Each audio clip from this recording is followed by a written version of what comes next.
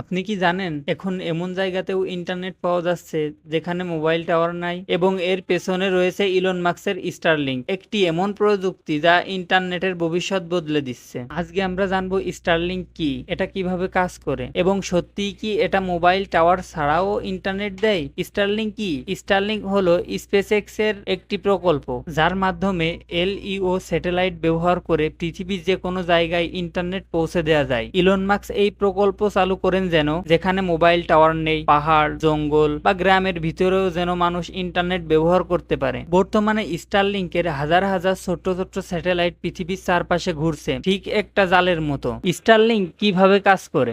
এলইও satellite network. প্রতিটি satellite পৃথিবী থেকে মাত্র 550 কিলোমিটার উপরে ঘুরছে। এটি খুব দ্রুত তথ্য পাঠাতে পারে। গ্রাউন্ড টার্মিনাল বা স্টারলিংক ডিশ। ব্যবহারকারীর বাসায় ছোট একটি ডিশ বসাতে হবে। এটি সিগন্যাল পাঠায় এবং রিসিভ করে। এই সিগন্যাল গিয়ে পড়ে গেটওয়ে স্টেশনে, তারপর ইন্টারনেট ব্যাকবনের মাধ্যমে বিশ্বব্যাপী সংযোগ। মজার বিষয়, এখানে কোনো মোবাইল টাওয়ার বা অপটিক্যাল ফাইবার লাগে না। স্টারলিংকের ইন্টারনেট মোবাইল টাওয়ার ছাড়া কিভাবে? ধরো একদম গভীর বনে বা সমুদ্রের মাঝে আসো, তবুও স্টারলিংকের ডিশ থাকলে ইন্টারনেট পাওয়া যাবে, কারণ এই স্যাটেলাইট ডিরেক্টলি আপনার সাথে কথা বলে। এটা এত দ্রুত কাজ করে যে আপনি video call, gaming, live stream সব করতে পারবেন। একে বলে স্যাটেলাইট ইন্টারনেট, কিন্তু খুব লো লেটেন্সি ও হাই স্পিড। ট্রেডিশনাল ইন্টারনেট থেকে 10 গুণ ভালো। স্টারলিংক এখন কোথায় চালু আছে?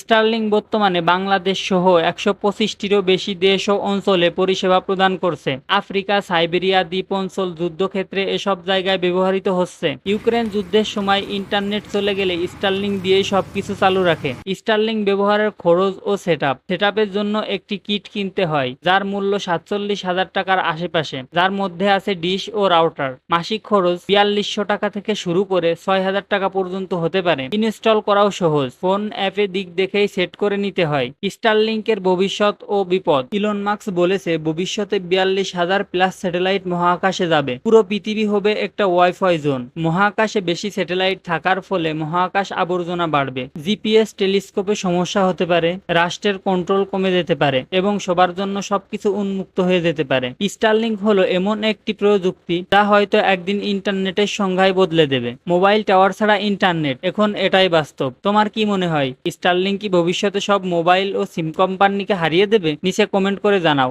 আর ভিডিও ভালো লাগলে লাইক, সাবস্ক্রাইব করতে ভুলবে না।